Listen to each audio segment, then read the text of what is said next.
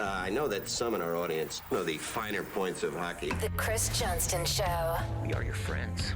The biggest stories, bringing you inside the game. What did you hear? The Chris Johnston Show. What is going on? Here's Chris with your host, Julian McKenzie. Part of the game. CJ, we are in a really interesting time with a particular NHL story. Alexander Ovechkin. He has put himself in the news, obviously, with the goal-scoring chase, which we've been following for a good chunk of the year. But in the shadow of that, we have his ties to Vladimir Putin. It's a bit of a rough start to the podcast. I get it, but it's a top story. And in any other circumstance, we'd be talking about how he's inching himself one step closer to history. He's right now tied with Jaromir Jagr for third all time in goals. But a lot of people have just continued to discuss his ties to Vladimir Putin in light of the war, the invasion, that attempt on Russia's part in Ukraine. And it's one of those stories where it's very hard to separate those two. I know we kind of touched off on Ovechkin on previous episodes, but I was hoping, CJ, we could kind of get started with some kind of discussion about Ovechkin, the goal scoring chase, and Vladimir Putin. That whole story kind of jumbled together. And I mean, I know I get to talk about it on podcasts, but I can't imagine what you have to go through trying to make sense of that story from your position. So I was thinking we could probably get into that. I'm wondering what you think. Well, it certainly dampened it. I mean, there's no question about that. I can only really measure this anecdotally, but, for such a huge milestone being at hand, it seems like the conversation in traditional media circles anyway is nowhere near what it would be under what we might call typical circumstances. And look, that's what this is. The thing that crosses my mind is you wonder, is that a product of the moment? Because literally this is happening as the invasion in Ukraine's ongoing, pretty quickly or soon after, Alex Ovechkin faced some tough questions about it. Will this affect things longer term is maybe a little bit harder to pinpoint in terms of how Ovechkin is viewed or discussed or how his records are looked at. But, given, again, pretty crazy. It's been sort of clear he would pass Jagr, of course, for a little while now, just with how consistent he's been for how long. But you start to look at the numbers and it does get wild. And yet I don't see a lot of discussion about the numbers or about his pace to beat Gretzky as much anymore and all those things. And yeah, it's tied to the moment. And obviously the fact that Ovechkin hasn't distanced himself from Vladimir Putin. And I mean, I know we kind of touched off on the fact that in his shoes, it might be perceived as difficult to even think about distancing himself from Putin in light of what's going on. But I've seen other people in the last few days, especially guys like Slava Malmut, who make the point that maybe, no, it's not that difficult for him to distance himself. I know we're kind of getting into it anecdotally and we're just giving our opinions more than facts or anything, but I don't know. I just feel like like that part in itself, like just seeing the profile picture with him on Instagram with Vladimir Putin it's still going to be a point of contention. It's still something that is going to be talked about. And the longer that this is up, it's going to make this like so much more awkward. But we're at a point now with Ovechkin that this is an awkward conversation to have. Well, it's a conversation I think that's being had in newsrooms too, about people that put together the highlight shows or making big editorial decisions for news agencies about, how to cover the hockey side of Alex Ovechkin. Can you still do it? Can you separate the two? If you cover the hockey side, do you have to almost add this disclaimer or this piece to it? I mean, I don't know that there's kind of a clear right one answer here, but I do think it's a question that's being wrestled with in a lot of corners. And, it's we don't have a lot of experience in this, I guess. I mean, someone pointed out to me, it's a little bit like, Bobby Orr took out an ad in the newspaper in support of Donald Trump, prior to the most recent U.S. election. And for that individual, he said it changed the way, Bobby Orr had been someone he looked up to, older than I am, who grew up watching Orr, and that changed everything forever for him. That, that's who Bobby is. And he didn't like that, the person making the judgment. I'm sure there will be people out there that have been supporters of Alex Ovechkin, that have loved him, that will now view him in a different light because of this. And especially if nothing changes, if he keeps that Instagram photo, if he doesn't disassociate himself with some of the things that have gone on. I know he kind of attempted to, I think, in that first media availability where he discussed the situation, but he certainly didn't do it strongly. And look, we already saw a game in Edmonton this week where he was booed. So, there's sort of consequences to action, or in some, in this case, it might even be inaction by sort of just trying to let it slide a little bit publicly. And, I would think, especially as long as the war is such a big focal point around the world, it's going to be hard for most people sort of covering the story, discussing the story, fans to embrace the story, because it is awkward. Does his comments, from the media availability, has anything for that Ovechkin's done the last few days kind of changed your view of him at all? I wouldn't say the last few days. I mean, I guess it's just, look, there was lots of warning signs, I guess you might call it, about being close with Vladimir Putin for many years before this. But, this is more than a warning sign, right? I mean, he's ordered the unlawful occupation of another country or entry into that country with military force. And so, it becomes more problematic for sure. Especially because in light of that, maybe there is an opportunity for him to at least go halfway or 3/4 of the way to, just change the picture, start there, come out and say no more war, which isn't necessarily an outright condemnation of, a powerful leader of the country he's born in, that his family still lives in. I don't have as much insight into this. Obviously, someone like Slava, being of Russian descent, has a view of it, but I do think Alex Ovechkin's wife and kids might be in Russia right now.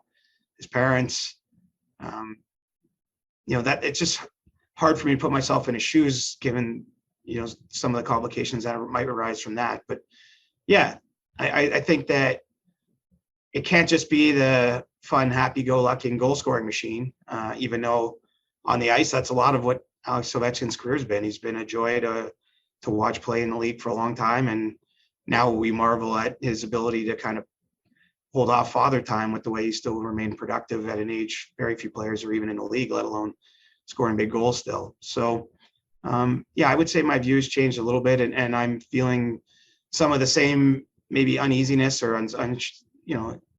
just being a little uncertain about how to discuss this issue when it comes to his goal chase now, reeling in Jaromir Jagr. And we're at a point right now, at the time of this recording, he is still tied with Jaromir Jagr. He did not score against the Oilers on Wednesday night. I'm curious what it'll be like for that presser when he eventually surpasses Jaromir Jagr, whenever that game goes on. What is that media availability going to be like? Is he just going to talk about the goal? Is he going to take questions about his ties with Putin and what's going on, about the boos that he's been subjected to? You mentioned it. He was booed on Wednesday night in Edmonton. Like, I'm really curious.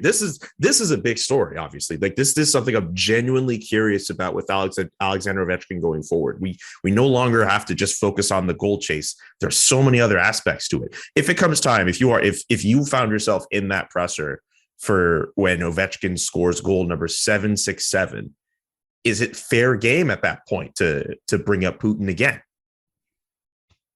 It's fair game, I guess, because you're giving him a chance, sort of a second crack at it, if he hasn't had a second crack in the meantime, to answer those questions. I don't think you have to take over the press conference and ask 10 straight questions if he's not, giving a new answer or willing to go down that road. Like, I think there's always a line, I feel like, when we're talking about, like, how is a press conference handled, between sort of asking questions to make a point and actually just asking a question. And so I think it's fair to ask a question, phrased properly. It doesn't have to be sort of attacking him, to see perhaps if he's had second thoughts or just new ideas about how he wants to say it. If he stays on the same kind of course he did previously, I don't see any reason to belittle the point, because essentially if you're inclined to criticize him or make a judgment based on what he's already said so far, if you give him the chance to say something new and he doesn't say something new, well, you can still criticize him and make judgment fairly, I think.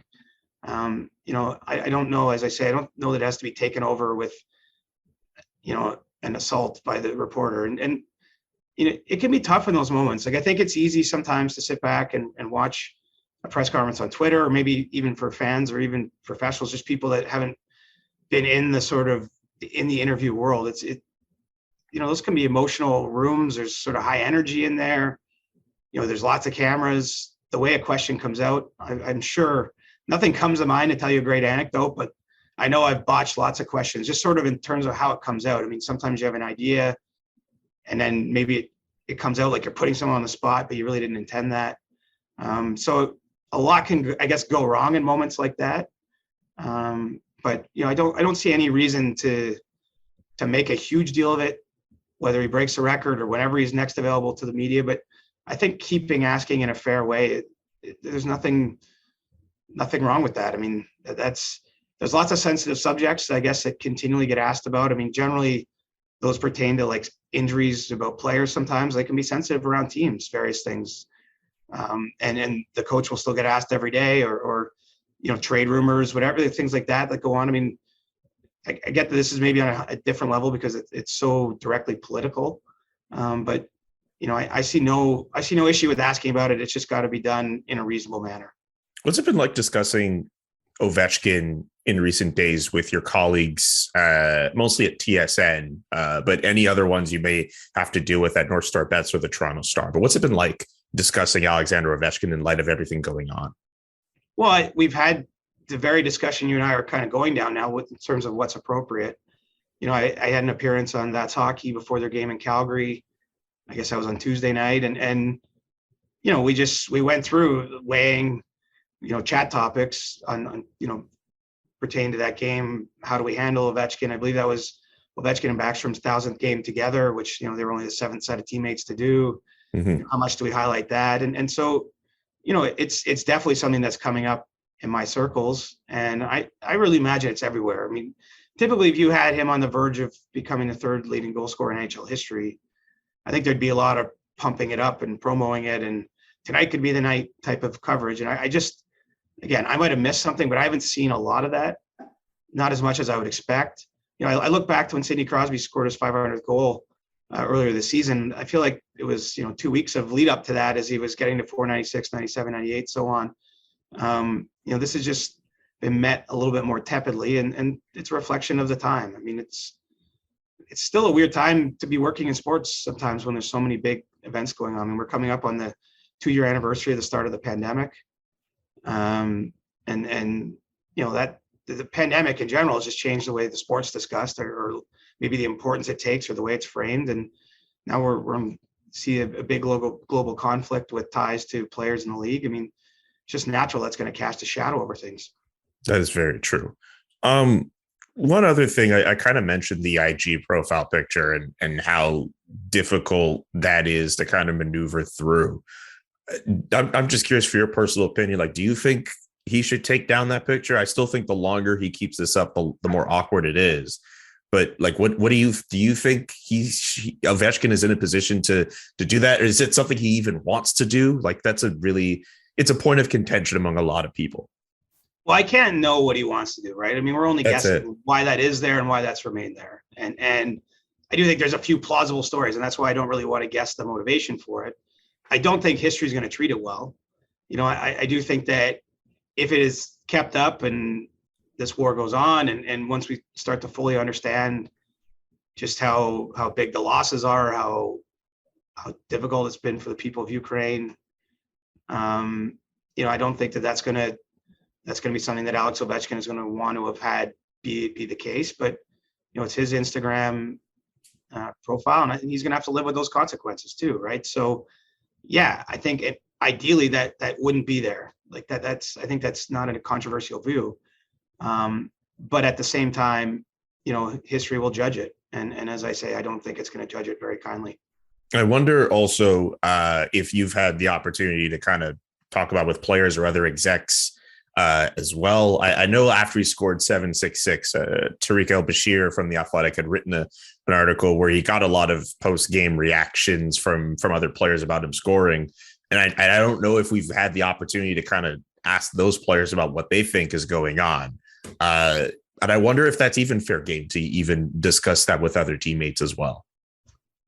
Yeah, I think there's a fine line there. And That's it. look, I've seen the media in Calgary this week, actually, before the Capitals game, are asking some of the Flames players about how they've treated Nikita Zadorov. And of course, he's in sort of the opposite standpoint in that he's one of the Russian players, one of the few NHL Russian players that's publicly spoken out about the war, put up an Instagram post. And so his teammates, I saw Michael Backlund give a pretty eloquent answer on how they've managed that as teammates, the fact it's been discussed in their dressing room. I think that there's, I go back to what I said in a previous episode. I think all questions are fair if they come from a good, honest place. Like if you're not trying to trap someone, if you're not trying to just ask a question to make a statement, you know what I mean? If you actually are asking a question, and then you have to listen to the answer. And if the person answers it, even if you don't like their answer, I mean, maybe you have one follow-up, but like you don't have to ask it 10 times.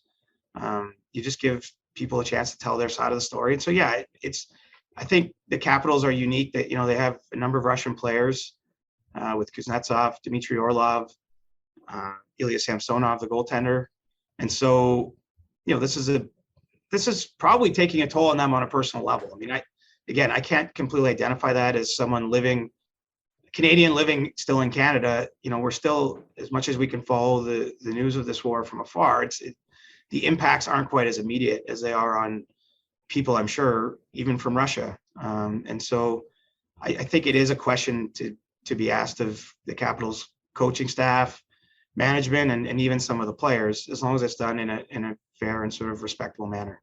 Okay. The last thing I want to discuss with Ovechkin is the booing. We talked about the fact he got booed on Wednesday night against Edmonton. I didn't get a chance to watch the Calgary game, so I don't know if that actually happened there as well. But I can't help but think that it's going to happen to him more.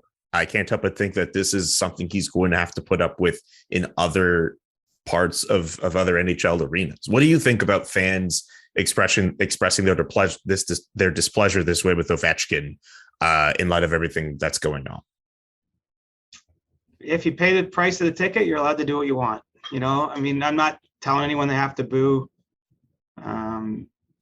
I don't buy tickets to games just because of the nature of the job I'm in. So, I can't really, I think people are free to do what they want. There's a big Ukrainian community in Edmonton and other parts of Canada too. And I'm sure, I don't know in the US, but there's probably some cities where there's a more sizable Ukrainian population than others. And so this, again, those people are feeling what they're feeling about the conflict, and they're expressing that. And so we've seen lots of players get booed for reasons that are much less significant politically. Sometimes it's just, guys become a target. I've seen Zdeno Chara, for example, who's probably one of the kindest, gentle giants that's ever laced up in the NHL, be booed just because he's on the opposing team. He's a big figure, plays big minutes. I mean, Alex Ovechkin's been booed before, I'm sure, in some of those Pittsburgh-Washington games. And so, yeah, I don't have a problem with it. And I don't know how prevalent it's going to be. I mean, maybe this is something that continues as a trend. Fans pick up on this. It's hard to know, but you're allowed to express how you feel. Again, as long as it's within sort of the safe parameters of the sport, and booing, for good or ill, is part of what athletes have to contend with. So that is a bit of like I mentioned before, a bit of a tougher start to the podcast, but this is the big story. This is the big thing. I don't understand we're in trade season, but with Alexander Ovechkin, I think it's a discussion worth having. And I think we tried our absolute best in trying to maneuver through it with everything that's going on. It's going to get a little lighter from here on out for the podcast, a bit of a transition from Alexander Ovechkin, the gold chase, and Vladimir Putin to some trade talk, but not necessarily in the way that you might think. I know in previous episodes, Siege, we've discussed players, we've discussed guys who could be available. We've touched off on the fact that it could be a buyer's market, and depending on what the prices may look like for players, that could affect guys being moved. But one aspect of this that we haven't really touched on yet is teams' available cap space, and teams who may want to get to the floor and maybe looked at as a third trading partner to accommodate certain salaries. One guy I'm thinking of in particular is Ron Francis with the Seattle Kraken, who spoke to our boy Pierre LeBrun and said that, hey, if the offer's right, he'd be willing to use some of his cap space to help facilitate some deals and taking on some other contracts. I'm curious from your vantage point. Do you get the sense that teams like Seattle, there are other teams, maybe the Arizona Coyotes, obviously, how much of that are we going to be seeing at the trade deadline on March 21st? Well, when we're talking about any of the big ticket players that might move, if it's Claude Giroux or, anyone with a price tag, 7-8 million moving to a contender, I mean, it's going to be an essential part of it because, the rules only allow a team that's making a trade to retain half of a player's salary and cap hit. And in some cases, you're going to need double retention, meaning you're going to filter them through a Seattle so that if it's Philadelphia in this case, just to highlight the example, they keep back, $4 million of Claude Giroux's cap hit, trade him to Seattle. Seattle keeps back the next half, which is $2 million. And then the acquiring team, only has Claude Giroux at a $2 million cap hit. I mean, that's going to be essential. And I look at, in addition to Seattle, which Ron Francis has made clear that they're willing to do this. I think Buffalo is a team that we could see either taking on contracts or being sort of a third-party broker, as we'll call them, to retain double retention on a trade. Arizona's done a fair amount of this. I mean, in the offseason, they took on contracts that teams wanted rid of, whether it's Andrew Ladd or Antoine Roussel, Louis Eriksson. I mean, they kind of did that. I mean, even in the deal with the Maple Leafs, it's turned out actually in the short term here, Nick Ritchie's been quite productive for the Arizona Coyotes, but that deal was partly motivated by the Leafs wanting to find Nick Ritchie an NHL home after, it didn't work out for him in Toronto, but they also needed some to free of his cap space. And so, this will manifest itself, as I say, in different forms. I think, in Arizona's case, their team, they don't have that many players signed for next season. I know they signed a couple guys over the weekend, Liam O'Brien and Travis Boyd, to extensions. So they do have a few more NHL players under contract next year, but I could see them more taking on players that they would find useful to play for them beyond the season, with the teams trading them, maybe want rid of their cap hit.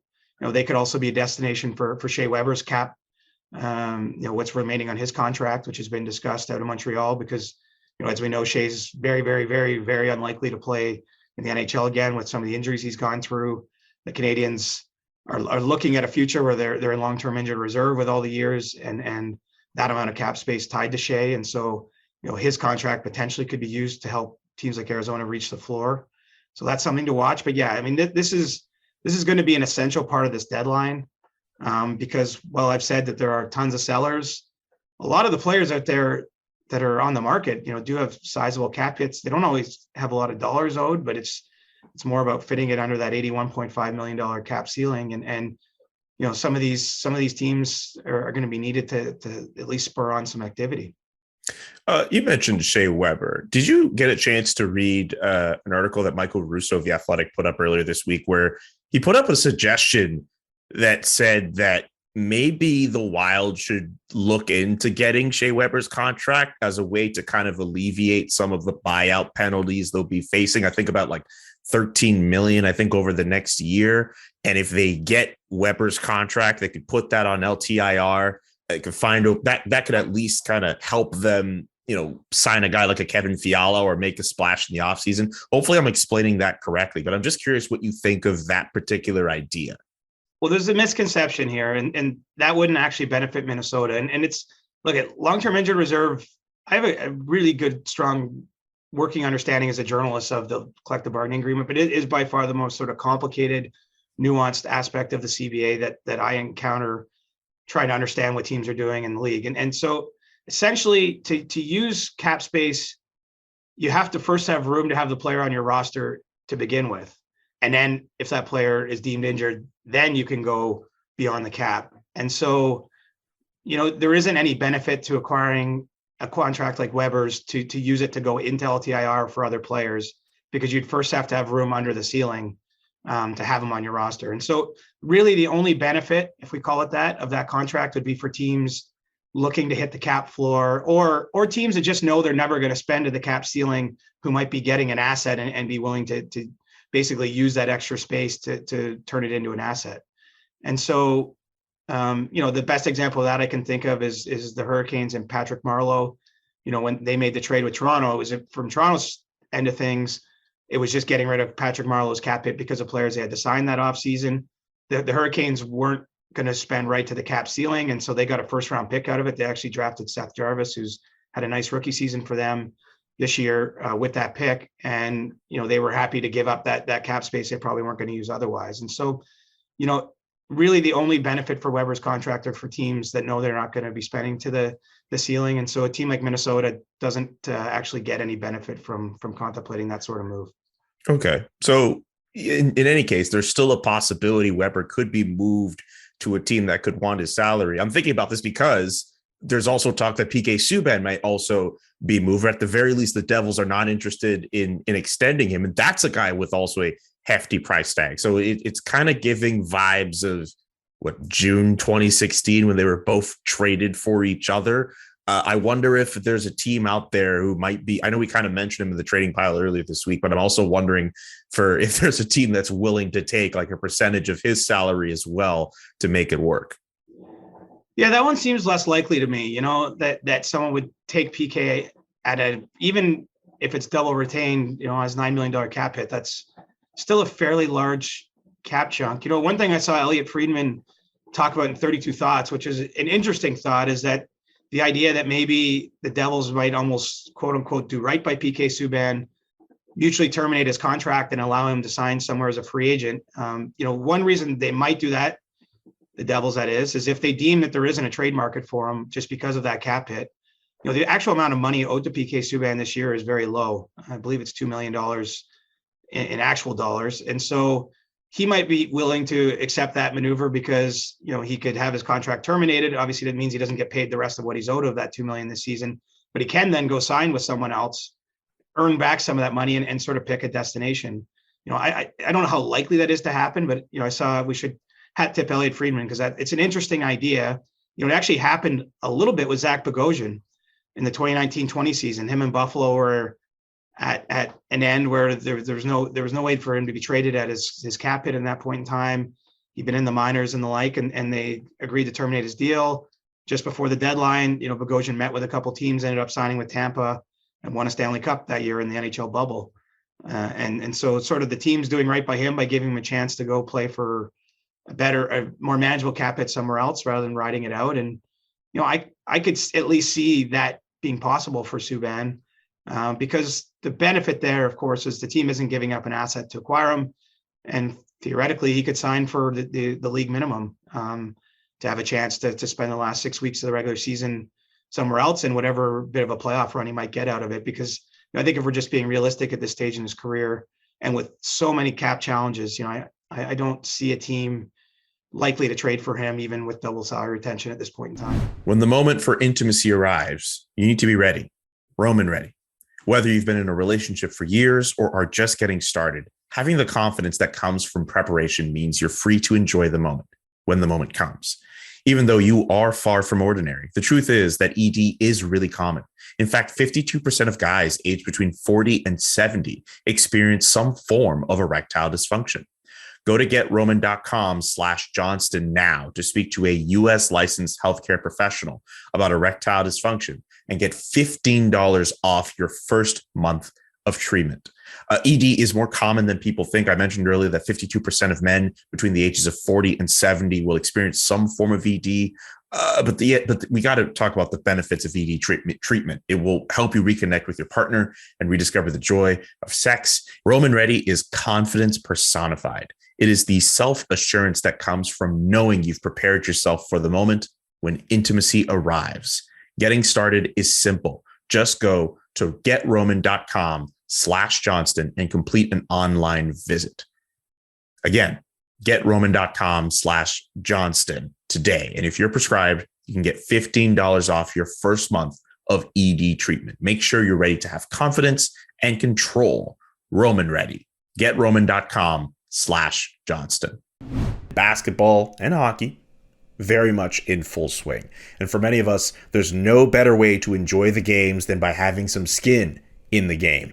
That is why BetMGM remains the exclusive betting partner of The Athletic. And as a fan of The Athletic, you can bet $10 to win $150 plus a free 3-month subscription or extension of your subscription to The Athletic when you bet with BetMGM using our promo code. Sign up at betmgm.com and use the promo code TheAthleticPod at checkout to take advantage of this special offer from the king of sportsbooks. That's bet $10 to win $150 plus 3 months free from The Athletic at betmgm.com. And you have to use the promo code TheAthleticPod at checkout. The Athletic Pod, all in one word. New customer offer. Visit betmgm.com for terms and conditions. Can I just say that I really appreciate your brain? Because like that was really well done. Just going through all that math. I was never good at math. I know you've mentioned on the show that you are good at math. So I really appreciate the fact that you are able to break that stuff down, because I cannot do that at all. Well, I'm just trying to give people a sense of what might happen. You know, it makes sense because basically what does everyone get out of it? You have to look at situations. What can everyone get out of it, right?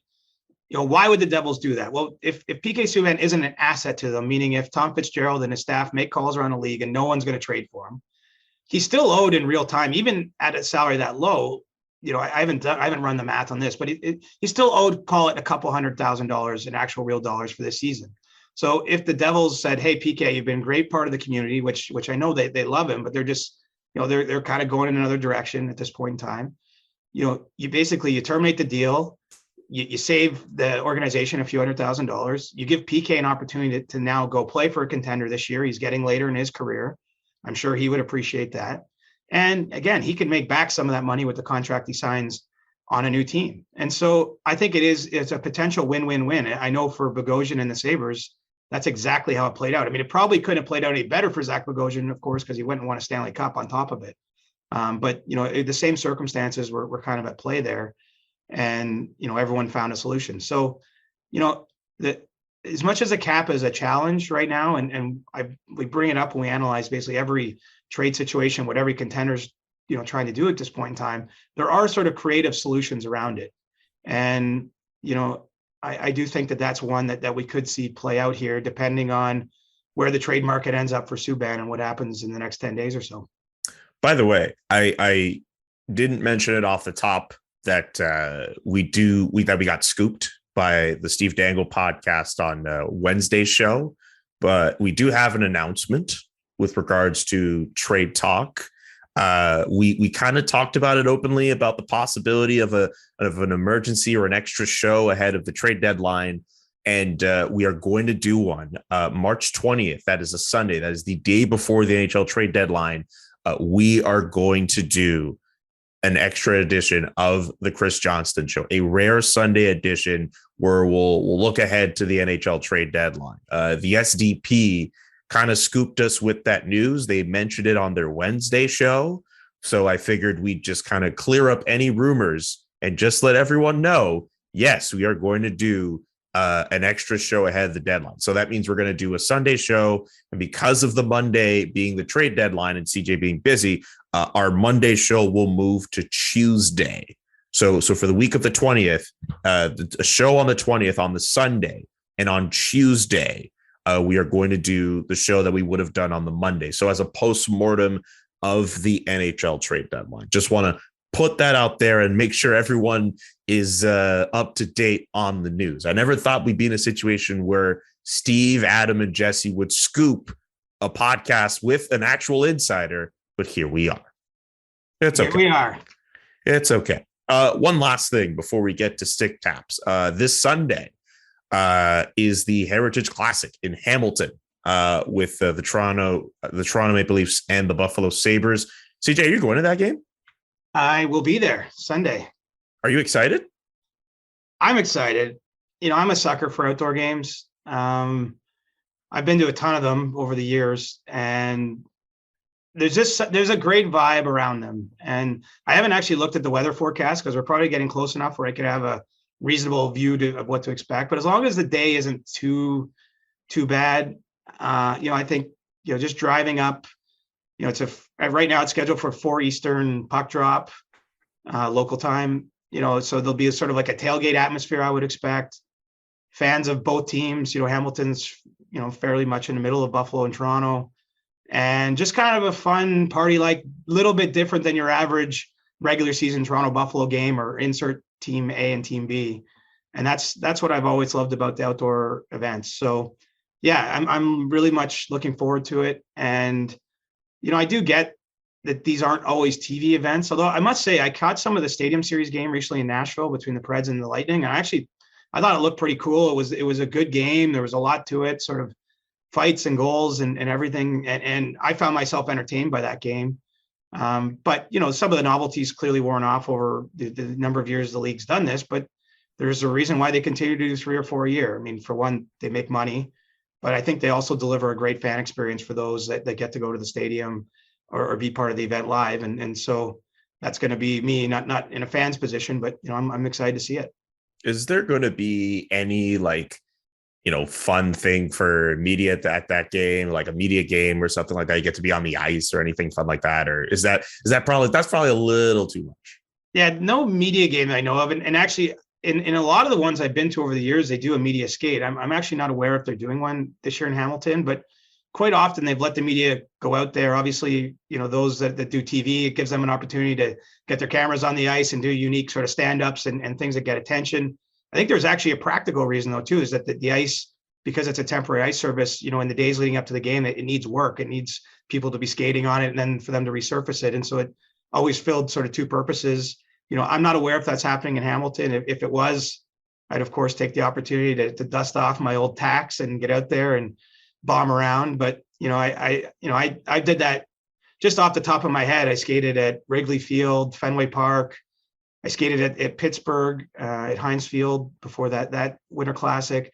I skated at BMO Field in Toronto before they did, I think it was called the Centennial Classic on New Year's Day a few years ago, 2017 maybe.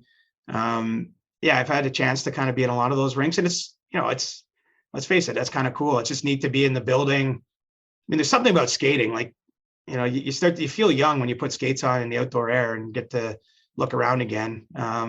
It's just the fresh air hits your face, and you know, there's something wondrous and simple about it. And so I think that's part of the charm of the games. Honestly, it's just that's the players get that experience too, and they get to see a bigger crowd than they'd ever play in front of, and different atmosphere. And yeah, so I don't actually go put on equipment and play in a media game, but you know, there may be a media skate.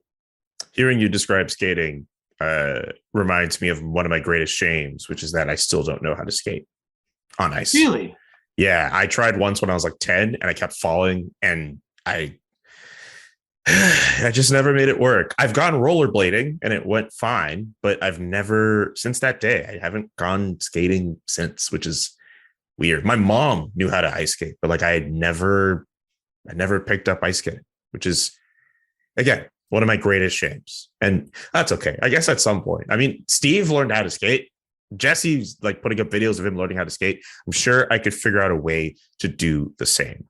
You could do it. Honestly, I mean, yeah.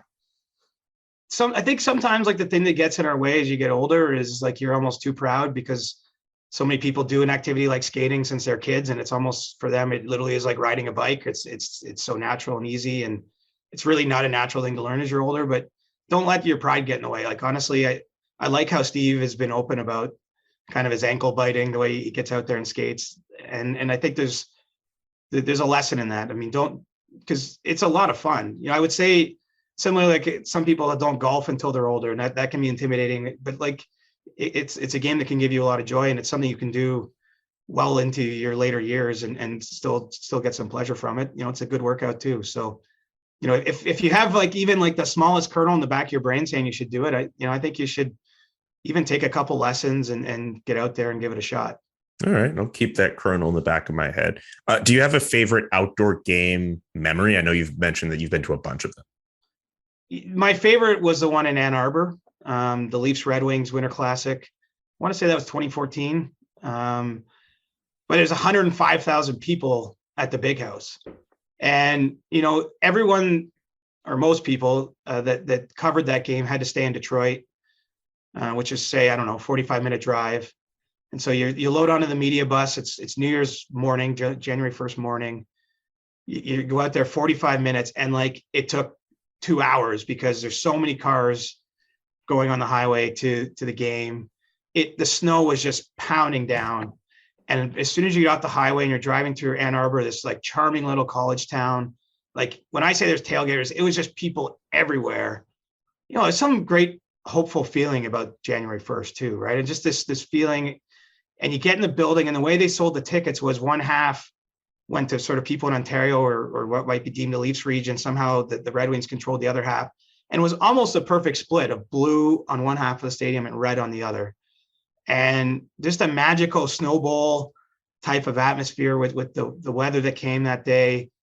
And I think just the sheer number of people probably is what made it so memorable. But, the game itself was pretty good. It had to be stopped a little bit to clear the ice because of the snow that gathered there. But it ended up being a shootout game, a close game. And it was just an unreal experience. Like, I've never been to a college football game. It actually put the kernel in my mind, if we talk about kernels, that would be something, maybe, even though I don't follow college football at all. I don't have a team. I can't tell you anything about it, but I could see the appeal of kind of just being around that many people, the excitement that brings. And, especially now having gone through games without fans, like that's almost like the furthest experience on the other end of the spectrum, where it was just overwhelming, the number of people and the excitement in the building and in a fun game. And so that's probably my most memorable. The Wrigley Field game way back when, it was like when the Red Wings were a powerhouse and the Blackhawks were an up and coming team, and the game was like 6-4 at Wrigley Field. That was pretty cool. And that was when there was definitely a lot more novelty to it, like just the idea of an ice rink being there at Wrigley Field. But I sort of remember taking the taxi up to Wrigleyville and getting out, and just like that crazy feeling. It's January 1st again. I mean, there's something magical about it all. That was really cool. And I was young in my career, at that point in time. Getting to travel to an event like that was just a big deal in itself. So that's there. Pittsburgh, Washington, 2011. Like, that was sort of the height of Crosby versus Ovechkin. That was the culmination game of that first Road to the Winter Classic behind the scenes show. Unfortunately, that game will be remembered for Sidney Crosby suffering his concussion, but the excitement around that game was probably next to none in terms of just the hype. And Crosby had like a 20-point lead in the scoring race, and it was only, midway through the season. It was January 1st. I remember Mario Lemieux speaking at that time and saying like he thought Crosby was like as good as Mario was at his peak at that point in time. It was just like a really cool event. Got spoiled by what happened, but that's memorable kind of for both good and bad reasons. We also took at that point in time, it was pre-Uber, and we spent New Year's Eve on what's called the South Side in Pittsburgh. And anyone who traveled to Pittsburgh at that point in time will understand how difficult it was to get a taxi cab. And a group of us had to walk back to the hotel, like across a bridge, a great amount of distance. One of the reporters was there with his wife, who was pregnant, like quite pregnant. She had to make the walk with us. So this wasn't a crazy drunken experience. It was more like we went out the night before and there's just no way to get back. And so we were like walking through the night with a pregnant lady. So I guess maybe I'm remembering it just because, it was kind of a unique experience in that sense. But, that's what I say, like a lot of these games imprint something on me. And obviously I've had the pleasure to go to a million freaking games in the NHL, but sometimes, it does become routine. But I feel like the outdoor games stand out for all kinds of reasons. And, again, that's why I'm excited about this weekend Sabres Leafs game. Man, I got to get to one of those outdoor games before my career is up. And you got to get yourself to a college football game. Before your career is up, like your career is... It's just started. You're going down the runway. Like, you're picking up speed right now, but you haven't even like hit full lift off yet. I mean, you're going to be at 100 of these outdoor games by the time your career is up. Don't worry about that. That'd be nice. It'd just be nice to go to one. Just you start the goals at a decent marker and then you extend from there. But yeah, you got to go to a college football game. I went to a bunch when I was at Syracuse, and I actually got to be at one game where they were up against Louisville when Lamar Jackson was still quarterbacking for them. Dude literally hurdled a DB before scoring, and I was on the sideline for that. That is still one of the most surreal experiences of my life. You got to go to a game, whether it's, at the Big House, whether it's Ohio, whether it's, somewhere in like upstate New York, like just getting the experience of like the tailgating, the fun outside, the crowd inside, just watching the game, seeing fans storm the field after and singing the alma mater. Like that's fun. That what I knew I was in America, and I got to really, not to shade Canadian university football, which is still a very good product, but we know it's very different from what goes down in the NCAA in the United States. And it is quite the majestic product. So you got to check out a US college game at some point. Like go to Michigan, go on a road trip. As you say, maybe if the listeners, like if anyone's out there that's into college football, tell me where I should be going to a game. Like if I go to only one college football game in my life, where is it? What is it? Give me a little bit of a sporting bucket list item. I'll just throw it out there. The Rose Bowl. That's like supposed to be like the grandpappy of all the big college football games, even if it's not. You're going to say something like Tennessee or Alabama or one of the sort of like the heart of college football country type of games. Well, like, yes, obviously, like if you're going to go watch like a regular season game, but like the Rose Bowl in itself, that's like one of the big like college football bowls in bowl season. And if you're not going to get to go to the national championship game, at least go out to California and check out the Majestic Stadium, I think in Pasadena, the Rose Festival. And then you get like two really good teams going at it. If you're not going to watch the championship game, that is like seen as like the majestic granddaddy of all the possible college football games you can go to. So here's what I'm thinking. Where's the best experience? Like where I'm on a campus or near a campus, you know what I mean? Like which is the best one? Because it's like saying to someone, if someone asked me, it's like, yeah, go to the Stanley Cup final if you can go to the Stanley Cup final. Okay, that's fair. But then if we're talking like a place to go see an NHL game, like I'm giving you, go to Montreal on a Saturday night, go to Madison Square Garden, go to Nashville, go to Vegas. I'm looking for that version if I'm not getting to the granddaddy of them all. Then just obviously let fans write in the comments where's the best place to go. I mean, Michigan, obviously, like just the atmosphere there, the Big House is just like a big, like obviously that would probably be high up on the list. I know we've mentioned them a lot. Alabama, obviously, almost any SEC school really. So like Florida, Alabama's in there as well. Like Auburn, I have a soft spot for Auburn as well. I think if you go down south, you're really going to get a different experience. But anyway, hey, since we're so far off topic, can I share a secret with you? Yes, please. So we're starting to prepare for the TSN Trade Center, broadcast coming up in 10 days time. And we had to record these montages this week when I was in the studio, and it was James Duthie's idea. And he's having everyone that's on the show have to record like when you're watching a football game, and you got to introduce yourself the way the players do. I'm not kidding. Like I was on the floor laughing at some of the ones the guys were doing because they gave us a lot of freedom, like to either just do it sort of straight or to do it more as a joke. And so they put me up to this, but the way I did mine is I had to get very serious, like as serious as I could be. And it was really hard. Are you serious? Keep in mind, you're in a room. First of all, the whole thing is patently absurd, right? Like I'm down for having fun, but like it's absurd. And you're in a room like with behind the scenes people and some of the other, commentators were on set. Like there's like 10 or 15 people there watching you. And before they even get to it, they're like debating what I should say. And then I had to go, Chris Johnson, trade breaker, the Ryerson University. They didn't make you say X University? No, the Ryerson University, play on the Ohio State University when you see football players do it. Oh, so, you should have plugged your elementary school or something. No, but like Jeff O'Neill plugged his high school. No, Jeff played in the Ontario Hockey League and then was in the NHL pretty young. So I'm guessing he didn't go to post-secondary education because he was already playing in the NHL. He was pretty funny about it. Dave Poulin actually has a funny one. Anyway, I don't want to spoil it. I don't know when it'll be rolled out on trade deadline, but I can't imagine it won't be funny and I didn't see everyone. It was just a few of us that were recording them. I haven't seen the breadth of what everyone did, but I heard that Bob McKenzie did sort of a funny, predictably funny one. No relation. I love the one fun part about trade deadline, honestly, is like, of course it's about the trades, but it's become a thing where I think the networks can have some fun just talking about hockey, just poke fun at themselves, poke fun at the event. Like it's become this, it's kind of ridiculous sometimes what it's turned into. And I love the idea from Duthie to do those football intros. Like I can't wait to see the finished product.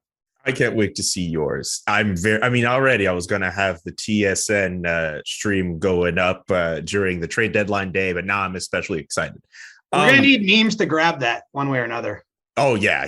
You already know SDPN memes, which, by the way, good job on the memes earlier this week. You already know SDPN memes is going to be hot on the case on getting them memes.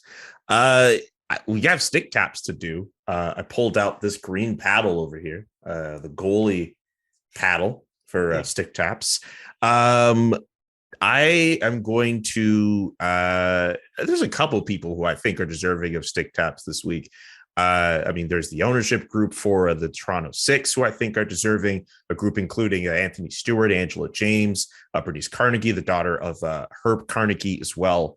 Like a good list of great people behind a team. And also Phil Kessel of the Arizona Coyotes, who managed to keep his Ironman streak going, even though his partner was giving birth. He got to play one shift and then got to do some fist bumps with everyone before leaving the ice, while still keeping his Ironman streak intact. So I'm going to give the stick tap to Phil Kessel, and I'm also going to give it to Anthony Stewart, Angela James, and Bernice Carnegie, and Ted Dolan. I didn't mention Ted Dolan's name initially, but I should do that. Ted Dolan, excuse me, also part of that ownership group for the Toronto Six. Nice.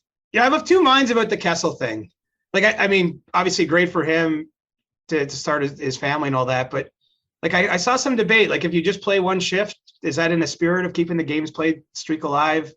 You know, the only comparable I can think of is I believe Cal Ripken, who's got baseball's Ironman streak, did that a few times, like where he played whatever the requisite number of innings was and then took a rest. Anyway, just some food for thought. But certainly I'm not knocking him. I'm just like, I've kind of been like, does that really meet the criteria or the spirit of it? But yeah, I don't know why I brought that up. It just crossed my mind. You're giving him stick taps and I'm here like, well, Julian, I don't know about that stick tap. Really quickly, I don't know why I was reading off of an article just to make sure I got all the names right, and they spelled Ted Nolan's name wrong. They spelled it as Dolan, so I might have said Dolan, but Ted Nolan, Angela James, Bernice Carnegie, and Anthony Stewart among the new ownership group for the Toronto Six franchise of the PHF. I just want that cleared up. Got you. I'm gonna, maybe this will seem a bit of a cop out or non-specific, but I want to just stick tap our audience. I had a few really nice messages this week. One from someone in the media, like basically a colleague of ours, just saying how much you're enjoying the show.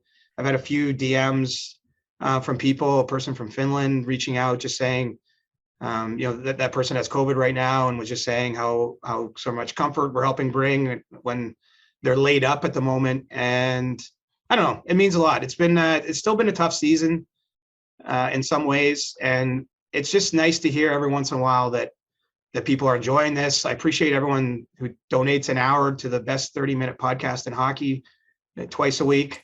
And even those of you that just listen to the odd episode and enjoy it. I mean, it's not, I'm not requiring you listen to everyone, but I just appreciate everyone who's kind of made this go, Julian. I feel like we're getting our feet under us here, and obviously the trade season and into the playoffs, I think is going to be the most exciting time for our pod now that we're getting going here. So anyway, I just want to stick tap everyone who's even just listening this deep into this show, because without you, it wouldn't be worth doing. And this has really been tons of fun for me and Julian. I know you're loving it as well.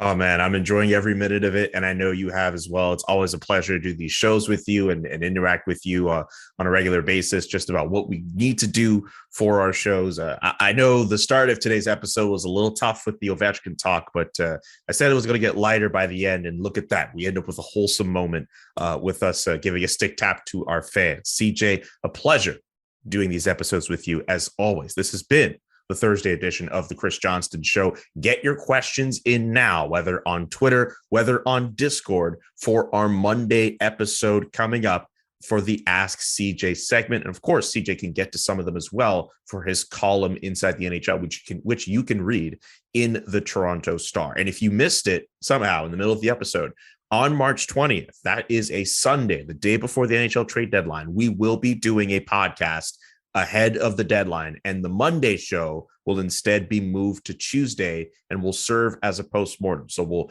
get in all the talk about the trades that happened, maybe trades that didn't happen. Maybe we'll even get to talk about some of the funny stuff that happened on Trade Center. And also, Jesse asked about this on the SDP, and I'd love to know if we'd be able to get into it. The differences between working the Trade Center coverage on TSN and for Sportsnet, because you'll be in the unique position of having done both. So just a couple different ideas we'll throw out there for some of the shows around trade deadline day, which again is the 21st, but we'll do a show the day before and we'll do a show the day after. That's all. Yeah, I'll spill some tea. I'm ready for that. I'm game. Ooh, yes. I love it when you spill tea, CJ. For CJ, I'm Julian saying so long and peace. We'll be back on Monday with a brand new episode. The Chris Johnston Show. Inside the game, twice a week. Follow Chris on Twitter @ReporterChris. And follow Julian McKenzie @JK McKenzie.